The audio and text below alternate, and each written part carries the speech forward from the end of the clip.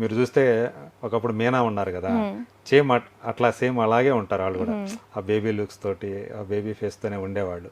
ఇప్పటికీ ఆమె అలాగే ఉంటారు అనుకోండి. సో ఆ తర్వాత చూస్తే అలాంటి ఫేస్ ఉన్నట్టు అమ్మాయిని మీరు కనిపిస్తూ ఉంటారు. సో ఇప్పుడు మీరు అంటే ఆ ప్రయోగాలు, మీకు అవకాశాలు రావడం ఒకటి ముఖ్యం ఒకటి. సో మీరు ఎలాంటి చూస్ చేసుకుంటారు ఏంటి? చిన్న చిన్న సినిమాలకే చూస్ చేసుకుంటే కొంతమంది పెద్దవాళ్ళు మిమ్మల్ని పట్టించుకోకుండా పోయే అవకాశం ఉంది. సో మీరు ఎలా అంటే ఎలాంటి క్యారెక్టర్ చేయాలి ఏంటి, ఇవి సజెషన్స్ ఇచ్చేవాళ్ళు కూడా ఎవరన్నా ఉండారా మీకు? ఒకటి మా అన్నయ్య ఇస్తూ ఉంటారు ఎప్పుడు నాకు. అంటే అన్నయ్య కూడా ఫిల్మ్ ఇండస్ట్రీ అంటే చాలా పేరు ఇష్టం. మర్చిపోయినాను. నాతో మాట్లాడాడు. ఓకే. అన్నయ్యతో ఎక్కువ ఉంటుంది. అంటే ఫిల్మ్ ఇండస్ట్రీకి సంబంధించింది ఏదైనా అన్నయ్య నేను ఎక్కువ మాట్లాడుతూ ఉంటాము. అండ్ ఈ క్యారెక్టర్ చేయొచ్చు, చేయకూడదు అని నేను చెప్పడు. మేబీ నాకైతే అంత కనెక్ట్ అవ్వట్లేదు, నువ్వు ఆలోచించు అని చెప్పి నాకే వదిలేస్తారు అది కూడా. సో అంటే ఇప్పుడు అంటే నేను కొంచెం పెద్దగా అవుతున్నా కదా, నాకు కూడా ఉంది ఆ డెసిషన్ మేకింగ్ రైట్ అని చెప్పి చెప్తూ ఉంటారు.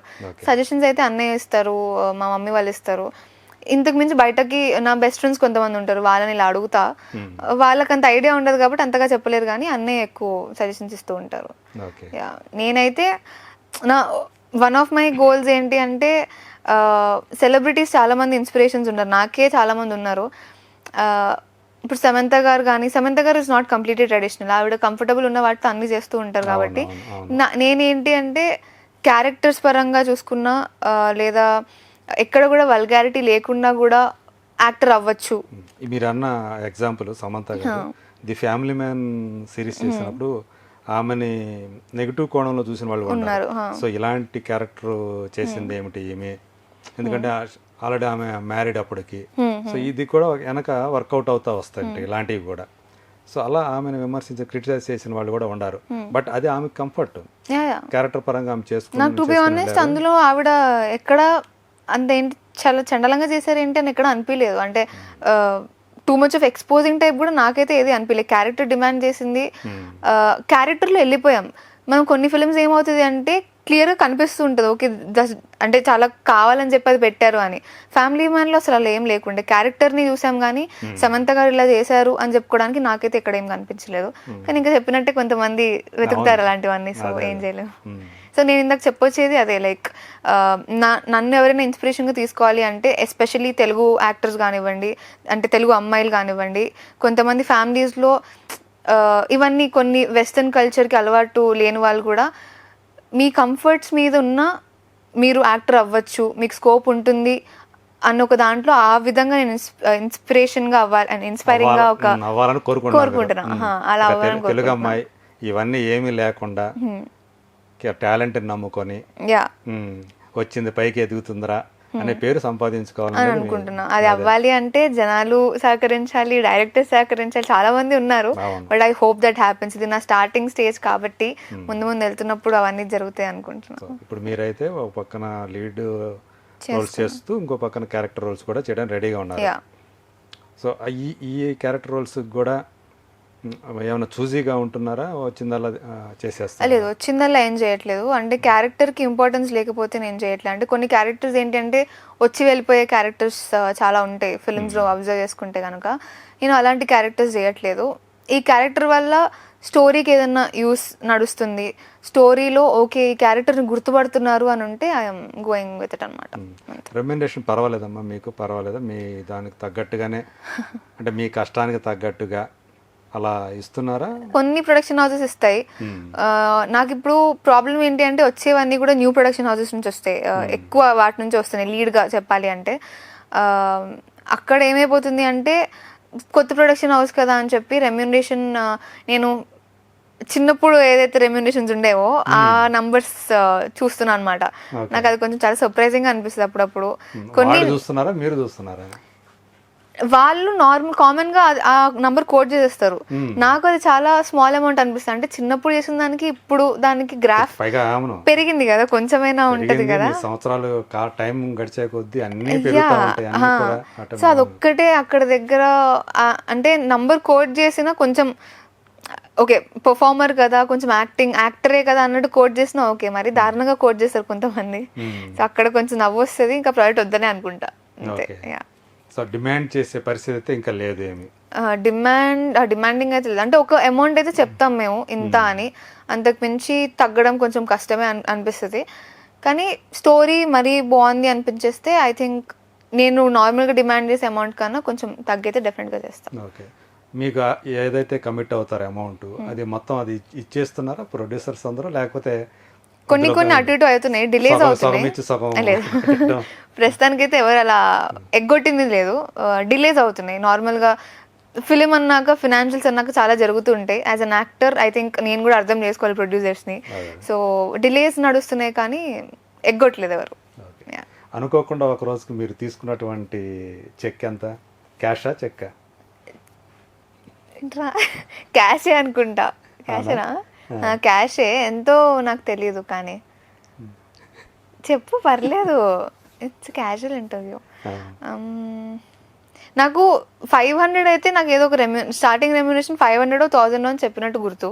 ఏదో అడ్వర్టైజ్మెంట్ ద్వారానో సంథింగ్ వచ్చినట్టు. అనుకోకుండాకి తెలియదు. మీరు నెక్స్ట్ టైం వచ్చినప్పుడు సేమ్ క్వశ్చన్ అడగండి, ప్రిపేర్ మీకు ఊహ తెలిసిన తర్వాత, మీకు గుర్తున్న తర్వాత, మీకు ఊహ తెలిసిన తర్వాత మీరు తీసుకున్న రెమ్యూనరేషన్, ఫస్ట్ రెమ్యూనరేషన్ అనుకోండి. ఫస్ట్ రెమ్యూనరేషన్ మీకు ఊహ తెలిసాక అని చెబుతున్నా, అందు గురించి. ఊహ తెలిసాక ఏ సినిమాకి తెలిసింది ఊహ? అవన్నీ నేను చెప్పనుగా.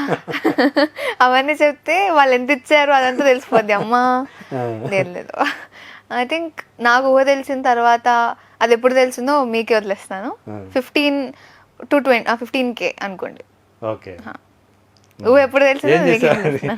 దాన్ని ఏం చేస్తారు? మీరే ఖర్చు పెట్టుకున్నారా లేకపోతే అమ్మకి ఇచ్చారా? నా డబ్బులు నా దగ్గర ఉండవండి, నేను అసలు ఉంచుకోను కూడా ఎక్కువ. నాకు ఏదైనా అవసరం ఉంది అంటేనే తీసుకుంటాను, లేకపోతే నాకు బేసికల్ నచ్చదు. ప్రస్తుతానికి అయితే డబ్బు అంటే అంత పిచ్చి లేదు, పిచ్చి ఉండకూడదని కూడా కోరుకుంటున్నా ఫ్యూచర్లో. ఎందుకంటే దానివల్ల చాలా క్లాసెస్ ఉంటాయి. మనం చాలా మంది టెక్ పెరిగిద్దని కూడా అంటూ ఉంటారు. సో నాకు ఆ జోన్ వద్దు. మేనేజ్మెంట్ అనేది కూడా ఇంపార్టెంట్, అండ్ నాకు మనీ మీద క్యాలిక్యులేషన్స్ అన్నా కానీ మేనేజింగ్ అంత రాదు. సో ఇలా బయటకు వెళ్తున్నప్పుడు అవసరం ఉంటే మమ్మీని అడుగుతాం, మమ్మీ వేసేస్తారు, అయిపోతుంది, సింపుల్. సో ప్రస్తుతానికైతే మీరు ఎక్స్పెక్ట్ చేసినంత అయితే ఇవ్వట్లేదని మేము అనుకోవచ్చా? కొంతమంది ఇవ్వట్లేదు, కొంతమంది ఇస్తున్నారు. కొంతమంది దాంతో ఓకే ఓకే అన్నట్టు. కానీ ఇంకొంచెం పెద్దగా పడాలి అని కూడా ఉంది. అది ఎప్పుడు పడుతుందో తెలీదు. ఒక షూటింగ్ లేనప్పుడు యానీ ఏం చేస్తుంటది యూజువల్గా? షూటింగ్ లేనప్పుడు షూటింగ్కి సంబంధించిందే చేస్తూ ఉంటా. లైక్ సినిమాలు చూస్తుంటా, ఫిలిమ్స్ చూస్తూ ఉంటాను, లేకపోతే బుక్ రీడింగ్ ఒకటి అలవాటు అయింది రీసెంట్గా నాకు. సో బుక్ బుక్ చదువుతూ ఉంటాను ఏదన్నా. ఇంగ్లీష్. తెలుగు చాలా మంది వచ్చు. నాకు రీసెంట్గా నేను చేసే ఒక ఫిలింలో ఆయన చెప్పారు తెలుగు బుక్స్ కూడా చదవమని. సజెస్ట్ చేస్తే ఎవరైనా డెఫినెట్లీ తెలుగు కూడా స్టార్ట్ చేస్తా. ప్రస్తుతానికి అయితే ఇంగ్లీష్ లవ్ స్టోరీస్ అవన్నీ చదువుతున్నాను ఇంగ్లీష్లో. అవి ఎక్కువ టెంప్ట్ చేస్తున్నాయి, ఓకే బాగున్నాయి అన్నట్టు. అది కాకుండా మ్యూజిక్ వింటూ ఉంటా. ప్రస్తుతానికి లవ్ స్టోరీస్ అయిపోయాయి. ఇది లైఫ్ కి సంబంధించింది అనమాట. కొంచెం the subtle art of not giving a fuck అని చెప్పి ఒకటి ఉంది. ఇది కొంచెం సెన్సార్ లేదు, ఐ మీన్ కట్ చేసుకోండి. కానీ that is the book name. ఎట్లా అంటే ప్రతిదీ సీరియస్ గా తీసుకోకుండా, ప్రతిదానికి ఇన్వాల్వ్మెంట్ లేకుండా కొన్ని చిల్ గా ఉండొచ్చు లైఫ్ లో అని చెప్పి ఉంటుంది ఆ బుక్.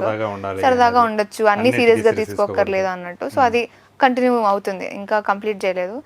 షూటింగ్ షెడ్యూల్ వల్ల అది పాజ్ వచ్చింది, సో కంప్లీట్ చేయాలి.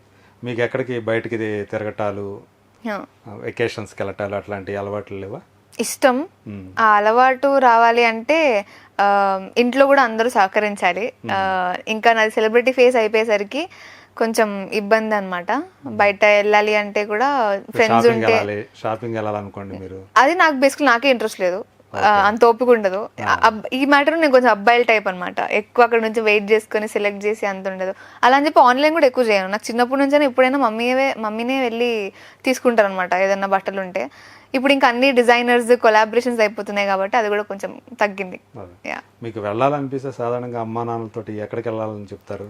నాకు వెళ్ళాలి అనిపిస్తే ఫ్రెండ్స్తోనే వెళ్తా, ఎక్కువ వాళ్ళ హౌసెస్కి వెళ్తా. నాకు I think house is the comfort place అనిపిస్తుంది నాకు. హాలిడే స్పాట్లు అట్లాంటివి నాకు హాలిడే స్పాటే ఫ్రెండ్స్ హౌస్ అనమాట. కెఫేస్కి వెళ్ళి అంతంత బిల్లు ఖర్చు పెట్టుకొని అంత డబ్బులు పెట్టడం అంటే అసలు కాని పని. అంటే అంతంత డబ్బు ఇంత క్వాంటిటీ ఫుడ్కి వెళ్ళిపోతుంది. నాకు చాలా బాధగా అనిపిస్తుంది అనమాట. సో దాని బదులు ఇంట్లోనే వాళ్ళ మమ్మీ వండిందో, లేకపోతే మేము ఏదో 200కి బిర్యానీయో పెట్టుకుంటే నిండుగా మంచిగా తినచ్చు. మనంత కష్టపడి సంపాదించుకున్న డబ్బుని ఎందుకు అంత వాళ్ళకి ఊరికి ఇచ్చేసేయాలి వాళ్ళకి ఇచ్చేయాలని కాదు, వాళ్ళు ఇచ్చే క్వాంటిటీకి ఇస్తే పర్లేదు. కొంతమంది బాగా ఇస్తారు. అండ్ మాకు అప్పుడప్పుడు ఇలా ఫొటోస్ మంచిగా కావాలి, ఇల్లు కొంచెం బోర్ కొట్టిస్తుంది, ఏదైనా ట్రై చేద్దాం కొత్తగా అంటే అప్పుడు అలా కెఫేస్కి వెళ్తాము, లేకపోతే ఏదైనా వండర్లా లాంటి ప్లేసెస్కి అలా వెళ్తాము. ఇంకా చూడాలి, లాంగ్ ట్రిప్స్ కోసం అయితే వెయిట్ చేస్తున్నా, అది ఎప్పుడు వద్దో తెలియదు. ఇప్పుడు ఆపరేషన్ లేకుండానే మోకాళ్లకు ప్లాస్మా ట్రీట్మెంట్. మీ ఆర్థోపెడిక్ సమస్యలన్నిటికీ రోబోటిక్ టెక్నాలజీ ద్వారా తక్కువ ఖర్చుతో శాశ్వత పరిష్కారం. ఫ్రీ కన్సల్టేషన్, ప్రతి ట్రీట్మెంట్ పై 20% డిస్కౌంట్. ఈ ఆఫర్ కొద్ది రోజులు మాత్రమే, త్వరపడండి. V9 hospitals 9281465842.